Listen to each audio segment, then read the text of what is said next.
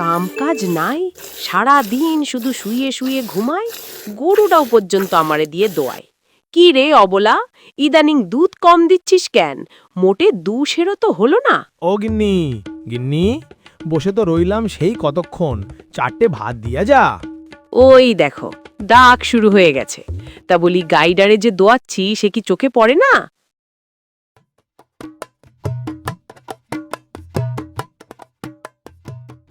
এই 1 2 3 আর এই হইল 4। ও মা, এটা কি দিলি? মোটেই 4খান দানা। কেন? চাইলে 4খান, ও 4খানই তো দিলাম। বউ, তুমি কি আমার সাথে মস্করা করলে? ঘরে নাই 1 ছটাক দানা, আর আমি করব মস্করা? আমার তো খুব তেল হয়েছে। কটা ভাত চাইলাম, আর এই যে সকাল থেকে গজর গজর শুরু করলে। ধুর ধুর। আজ তো 4খান পেয়েছো, কাল থেকে ওইটাও ঝুটবে না কপালে। আমি কি লঙ্গরখানা খুলে বসেছি নাকি? সারা দিন অন্যের বাড়ি খেটে খুঁটে হাড় মাংস সব এক হয়ে গেল। নিতাই ঘোষ পেশায় মিষ্টি ব্যবসায়ী। তার নিজেরও দুধেল গাভী আছে বেশ কয়েকটি। আর তার বউ, সে তো মহাকিপ্টে। এই বাড়িতেই নগেনের বউ মালা সারা দিন কাজ করে। মাস শেষে যা পায় তা দিয়ে মালা দুবেলার আহার জোটানোর নিরন্তর চেষ্টা করিয়া যায়। আলোর মা তো এখনো এলো না। আমার গাভীগুলান যে সব ডাকাডাকি শুরু করলো। দুধ দোয়ানো কি এবেলা হবে না? তোমাকে বললাম একটা ভালো দোয়াল রাখতে। ওই মেয়ে ছেলে দিয়ে কি গোয়াল চলে? মেয়ে ছেলে না রাখলে এত পয়সা দিবে কে? আলোর মা আছে বলেই তো কম পয়সায় কাজগুলো করে নিতে পারছি। সাথে ঘরের অন্য সব কাজকর্মগুলা তো ছেলেপুলে দিয়ে হবে না, তাই না? আমি তো আর দুজনের মাইনে দিতে পারবো না। সে তুমি ঠিক বলেছ, কিন্তু সময় মতো দুধ না দোয়াইলে যে গাভীগুলান বান সব নষ্ট হইয়া যাবে। ওরে কড়া ভাষায় সাবধান কইরা দাও। আমার লাখ টাকার গাভী বাদ হইলে ওর কিন্তু খবরই আছে। এই যে আলোর মা এতক্ষণে এলে বলে, প্রতিদিন এরকম দেরি করে আসলে তো তোমাকে দিয়ে কাজ হবে না আমার। গাভীগুলানকে যে দুধ দোয়াতে হবে সেই খেয়াল কি আছে? হা কইরা না তাকাইয়া তাড়াতাড়ি দুধ দোয়াও। হারা ধনরে পাঠাই দিতাছি দুধ নিবার জন্যে। মানি কথা তাড়াতাড়ি কর। চক্রবর্তী মশাইয়ের অতিথি ভোজন। সময় মতো মিষ্টি না দিলে হাড় পাজর সব এক করে দেবে রে। বাবু, ছানা এত কম দিলে মিষ্টি জমবে কেমনে? যা দেখছেন সবই তো ডেট ফেল মাল। ও খেলে তো সব পেট ছাড়বে। খালি কি আমারটাই খেলে পেট ছাড়বে? উজবুক কথাকার। তা হ্যারি হারাধন, গত দুদিনের মিষ্টি তো অনেক রয়ে গেল। সেগুলাও দেখতো এগুলার সাথে মিক্স করে দিয়ে দেওয়া যায় কিনা? এইবার হাড় পাজর আর শরীরে থাকবে না দেখছি বাবু। বাবা, আমাকে কিছু ভিক্ষে দে বাবা। কে কে কথা বলল? ও তুমি? এখনো নগদের খাতা খুলেনি যে বাবা।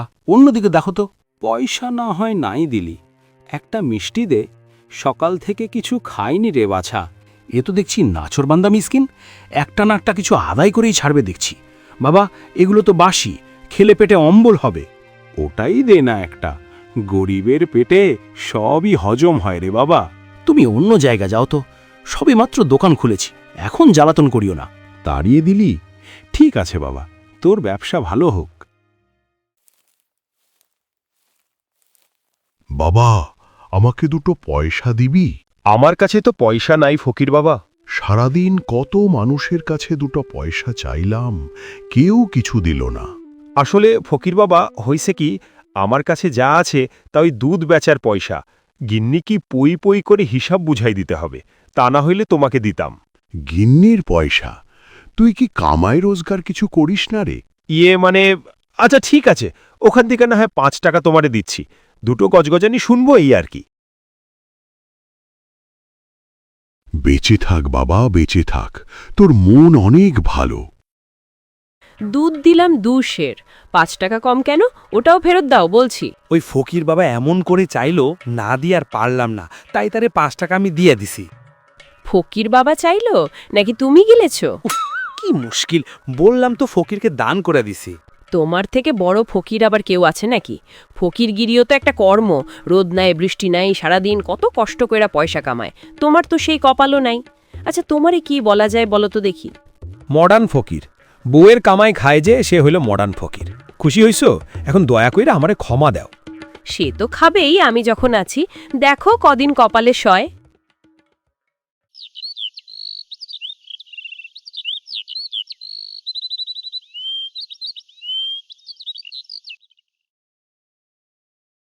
কি গো এখনো বসে রইলে যে?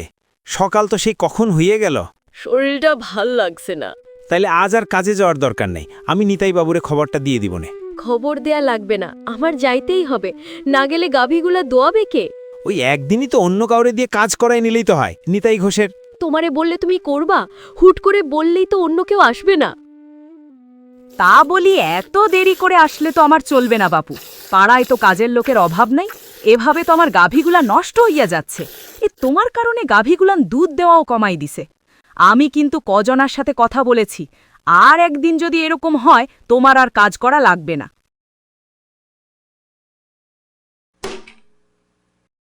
মাসিমা, আজ শরীরটা খুব খারাপ লাগতাছে, দয়া কইরা আজকার দিনটা আমারে ছুটি দেন। বলে কি? তা ওই থালা বাসনগুলা ধুবে কে? তোদের ওই ভং আমি বুঝি। আসিস তো প্রতিদিন দেরি করে, তার উপর এই ভং।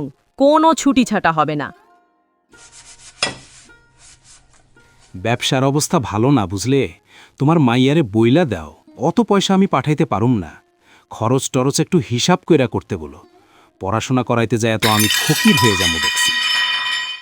হায় হায় হায়, এ তুই কি করলি? আমার সব তো ভেঙে ফেললি। আমার উপর জেদ দেখানো? মাসিমা, শরীরটা আমার খুব খারাপ, উঠে দাঁড়াইতে যাইয়া সব পইরা গেল। শরীর খারাপ না ছাই, ছুটি দেইনি বলে আমার উপর জেদ দেখানো? অনেক সহ্য করেছি, আর নয়। তোর মাইনে কাটলেও তো এই থালার দাম উঠবে না। হায় হায় হায়, কি সর্বনাশ হয়ে গেল। আমার এত দামি থালা, কোন অলক্ষণে যে তোকে ধুতে দিলাম। তুই এক্ষুনি বেরিয়ে যা, তোর আর কাজ করার দরকার নাই, বজ্জাত মেয়ে কথাকার। প্রায় সপ্তাহখানিক হয়ে গেল মালার হাতে কোনো কাজকর্ম নেই। এবাড়ি ওবাড়ি ঘুরেও কোনো কাজ জোগাতে পারল না। মালার গাভীটাও প্রায় দুধ দেয়া বন্ধ করে দিয়েছে। সব মিলিয়ে মালা একেবারে নিদারুণ অবস্থা পার করছে। ঘরে যে এক ছটাক দানাও নেই, সে নিয়ে মালার অকর্মণ্য স্বামীর কোনো চিন্তাভাবনা আছে বলে মনে হচ্ছে না। আর কত এইভাবে বসে রইবে? আমার জন্য না হোক, বাচ্চাটার মুখে তো খাবার দিতে হবে। সেই চিন্তাটা অন্তত করো, কিছু একটা কাজকর্ম করো। আমি কি কাজ করব? আর আমারে কাজ দেবে কে? কেন? গায়ের পুরুষরা কি সব ঘরে চুরি পরে বসে আছে? তারা কি কাজকর্ম করে খাচ্ছে না? তোমার বেলায় এত প্রশ্ন কেন? আমি কাজের জন্য গেলেই তো বলে আকাইম্মা।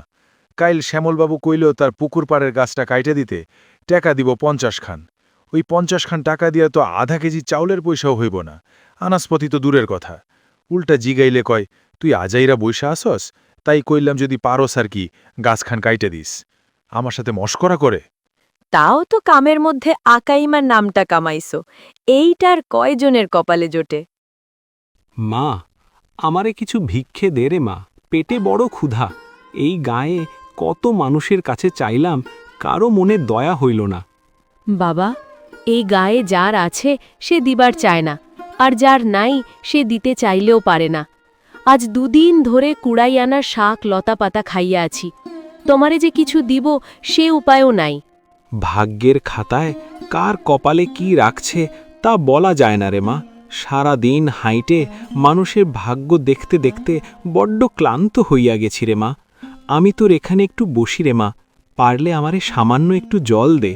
বাবা, আপনি এইখানটায় বসুন, দেখি কিছু জোগাড় করতে পারি কিনা।